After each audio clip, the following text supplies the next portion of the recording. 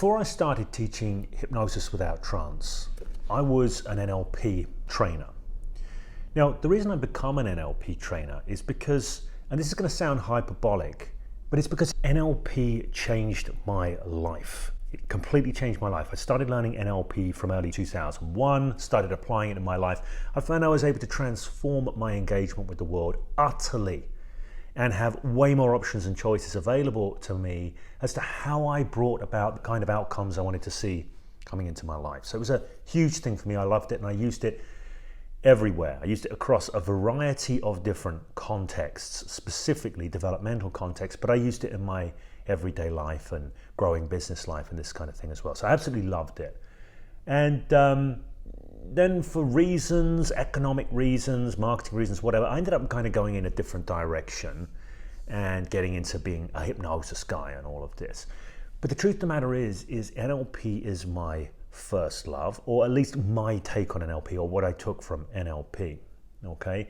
And I want to make a case here for why it's absolutely excellent, in spite of what you might read on Wikipedia. And I am not a complete evangelist for NLP. I have my criticisms of it, or at least some of what's presented inside of it. But I think it's really good stuff and really important stuff. And you're going to find me talking a lot more about it over the coming weeks, months, etc. Now, first and foremost, NLP is phenomenal. It's about spotting patterns. It's about integrating patterns. It's about influencing through communication. There are various definitions of it. I'm not going to get into each and every one right now. But one of the things I love about NLP is what it enables me to do in the world. Okay? Now, the hypnosis stuff that I teach, the hypnotic communication stuff, yeah, that has applications in the world, but a lot of the stuff I've been teaching for the last, I don't know how long, has been specifically about formal hypnosis and formal change work, okay? This is being an agent of change in an office. The thing about NLP, I never got into that to be an agent of change in the office. I got into that to be an agent of change in the world. And this is why I think NLP is really powerful. Now, I've called this video, We Need to Talk About NLP. We don't need to, but I'm going to be talking about NLP. Or I prefer to think of it as neurolinguistics. I like to free it from some of the, what I would consider to be less useful metaphors that it's sometimes packaged in. So this is something you're going to get going forward. Now, you'll also notice that the thumbnail has got a different title for this video. Thumbnail of this video is How NLP Could Save Your Future. Okay, now, the reason I believe NLP can save not just your future, but maybe even the future of the planet. Now, isn't that a gloriously grandiose thing to say? But bear with me for a second because I want to say why.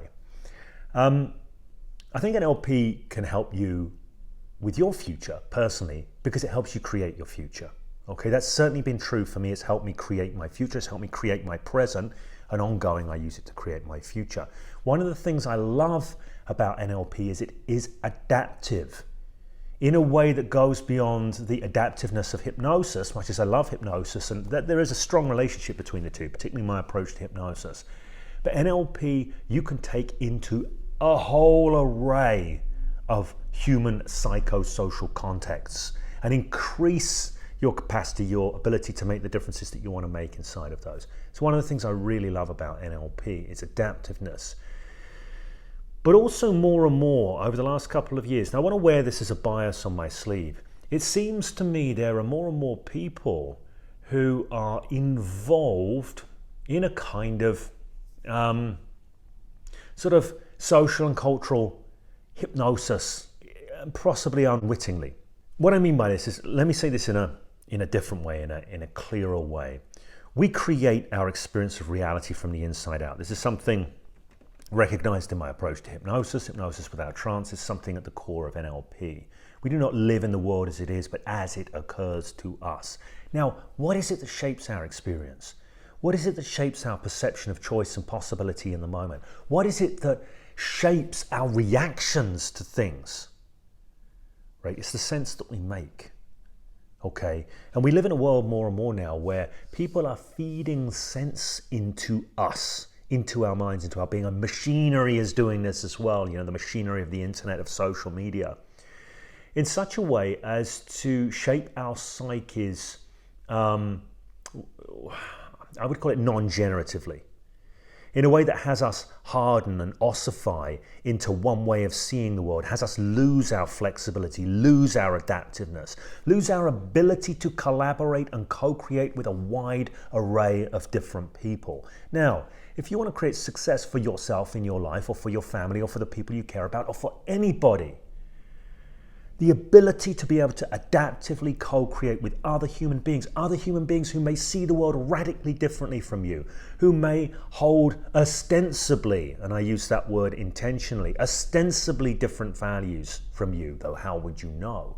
Because you're just reacting to their words and your interpretation of their words, but you wouldn't know that if you hadn't studied some NLP or something similar, right?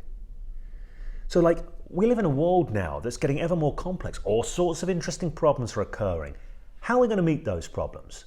Are we going to meet them through our capacity to collectively co-create solutions from the local level, from the ground up? Or are we going to hope that some great savior that knows what's good for us is going to come down from on high and just direct our lives? Right? I happen to think that a future healthy world comes from our ability to collaborate and co-create effectively, to think together, to create together. Do you know what? NLP is gold for this. NLP's got this reputation as being about influence and persuasion. I think a lot of that came about because it grew big in the 80s. It was mainly developed in the 70s, but it grew big in the 80s, in that era of go get it, the yuppie era, okay? And I'm not knocking that. This is not a moral judgment about that. You can be more empowered to create what you want in your life for the people who are important to you. And you can also learn to be able to create generatively in a way that takes care of the sort of broader health of the system as well. Okay, I'm not saying you should. I'm not saying you must. I'm very amoral, not immoral, amoral about this, right? Although I will own my biases, I would prefer to live in a world where people are able to think flexibly and adaptively and co-create together. I own that as a bias, all right? So I'm sharing that with you partly to say something about what I'm going to be sharing. I'm going to be teaching some bits about NLP, or what I prefer to think of as neurolinguistics, Trippian neurolinguistics. I don't mean to be acting like I'm some innovator or developer. I'm just a pragmatist. So that means from the world of NLP, I've taken the high percentage stuff, the stuff that I can make work, the stuff that is high leverage for me, and I've dropped some bits of business that I never really were able to get much impact with, and I'm happy to share what I think about those. Also, my neurolinguistics has got influences from places beyond the strict NLP canon or the strict NLP material, which is integrated. I've got pretty much a Jeet Kune Do approach, if that metaphor means something to you, around these things. But what's going to be happening going forward on this channel, and I'm going to have a new podcast as well called Agents of Everything, I'll say something about that, is I'm going to be teaching stuff. I'm teaching stuff about neurolinguistics. I'm going to be teaching stuff about minds, about thinking, about co-creating, about influencing, about language and communication to move minds, shape ideas, and create contexts in which we can co-create. And I invite you to participate. I invite you to ask any questions. Are there things that you want to know about NLP? Are there things about, what is traditionally called NLP that you don't understand and would like to understand more clearly? Are there things about the criticisms of NLP you would like to dive into? Okay. So I'm offering that because that's going to be very much the center of gravity for things on this channel going forward. It doesn't mean it's strict NLP. I'm quite a heretic. And as I say, I prefer that term, neurolinguist. Okay, so if you've got any questions about this video, feel free to use that comment section below. I would invite you to like the video if you've got something of goodness, or if you're looking forward to this content, or if you have curiosity about NLP and you would like to know more. Please do hit the thumbs up, subscribe to the channel, do all of these funky things. Don't think I need to say anything else, so I look forward to when we next connect.